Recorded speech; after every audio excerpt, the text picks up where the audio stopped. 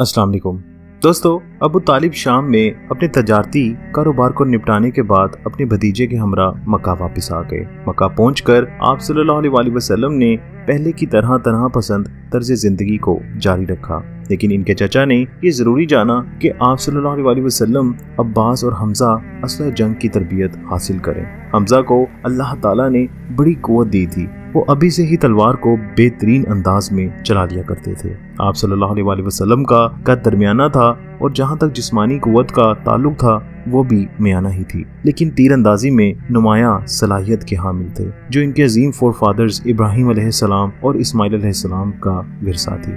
इस ज़माने में जो सबसे बड़ा सरमाया था वो आप सल्लल्लाहु अलैहि वसल्लम की तेज निगाह थी। आप सल्लल्लाहु अलैहि वसल्लम के लिए ये मशहूर था कि वो सरैया के झुरमुट में कम से कम 12 सितारों को देखकर गिन सकते हैं। इन सालों में कुरैश किसी जंगो जदल में मुलव्विस नहीं थे, सिवाय इसके कि इस लड़ाई की बुनियाद पर इधर उधर कोई तनाज़ा उठ खड़ा होता, जिसे मोहतरम महीनों में शुरू किए जाने की वजह से हराम लड़ाई कहा जाता था।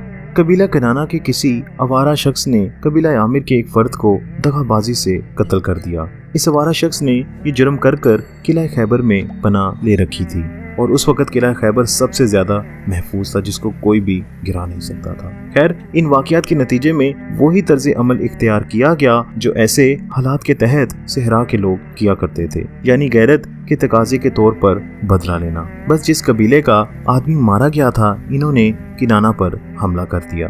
कातिल का ताल्लुक इसी कबीले से था। कुरैश जो कि किनानियों के इत्तेहादी थे, इन्हें भी मजबूरन इनका साथ देना पड़ा। ये जंग 3 साल तक जारी रही, जिसमें असल जंग का दुरानिया सिर्फ 5 दिन ही था। इस जमाने में खानदान हाशिम के सरबरा जुबैर थे, जो अबू तालिब की तरह आप सल्लल्लाहु अलैहि वसल्लम के वालिद के सगे भाई थे।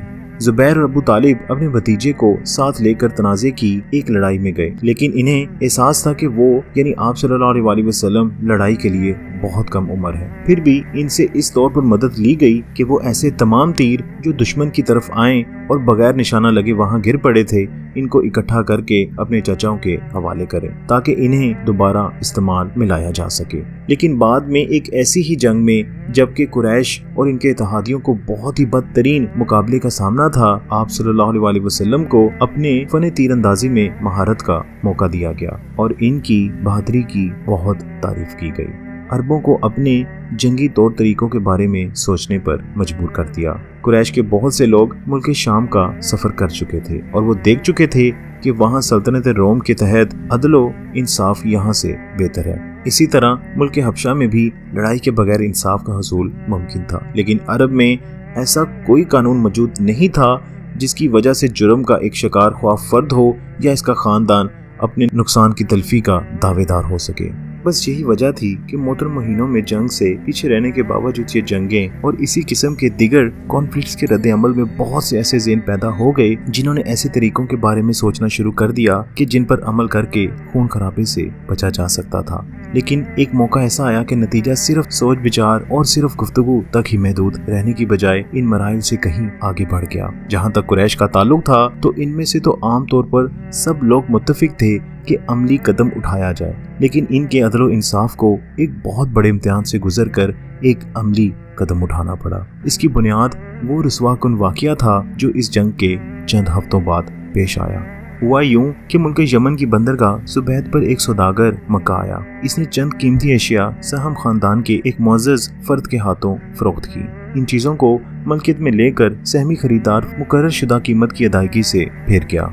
वो सौदागर जिसकी हक तलफी हुई थी वो मक्का में अजनबी था। इस बात से मुजरम सहमी भी वाकिफ था। इसे ये भी मालूम था कि शहर में सौदागर का ना कोई साथी है और ना कोई इसका सरपरस्त जिसे वो मदद हासिल करके अपना सामान वापस ले सके। लेकिन सौदागर भी सहमी की हरदर्मी और बेईमानी से खूब वाकिफ था।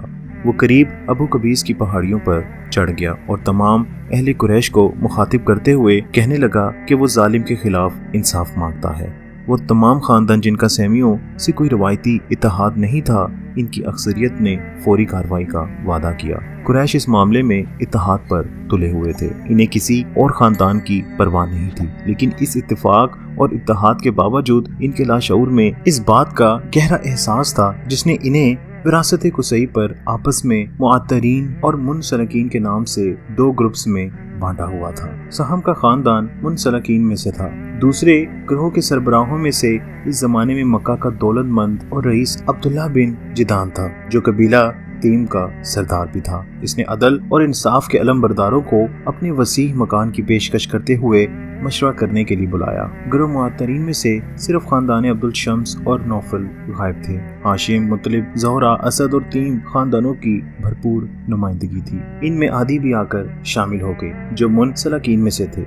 एक बहुत तवील बहस के बाद ये तय पाया कि ज़ईफ और कमजोर लोगों के तहफ़्फ़ुज़ के लिए एक अदारे का क़याम अमल में लाया जाए। ये तय करने के बाद सब लोग एक जमात की सूरत में खाना काबा पहुंचे और वहां पहुंचकर हजरा अस्वद पर पानी डालकर इसको एक बर्तन में भर लिया। इस बर्तन से हर एक ने पानी पीकर अपने दाएं हाथ सरों से बुलंद किए और हलफ उठाया कि आइंदा जब कभी मक्का में कोई जुल्म होगा तो वो सब इकट्ठे होकर मजलूम का साथ देंगे और जालिम के खिलाफ इस वक्त तक रहेंगे जब तक इंसाफ न हो जाए।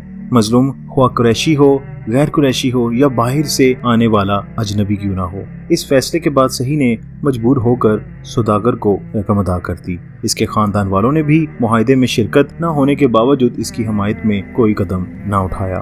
तीम के सरदार के अलावा बनु हाशिम के सरदार जुबैर इस मुआहदे के बानियों में से थे और वो अपने हमरा अपने भतीजे मोहम्मद सल्लल्लाहु अलैहि वसल्लम को भी लाए थे, जिन्होंने इस मुआहदे में शिरकत की थी।